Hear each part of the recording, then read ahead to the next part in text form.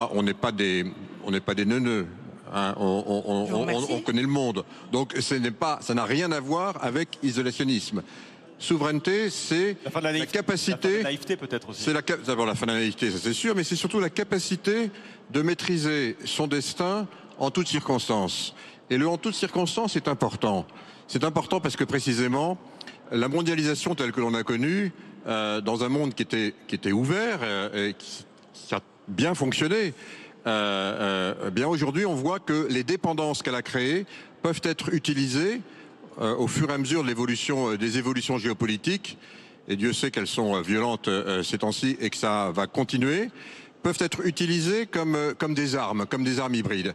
Et là, finalement, ce qui est très important, c'est que derrière le mot souveraineté, il y a la capacité de bâtir des chaînes de valeur, qui vont devenir maintenant résilientes et que l'on va pouvoir continuer à faire progresser. Ça peut être dans les semi-conducteurs, ça peut être dans les matériaux critiques, dans les terres rares, ça peut être dans les vaccins.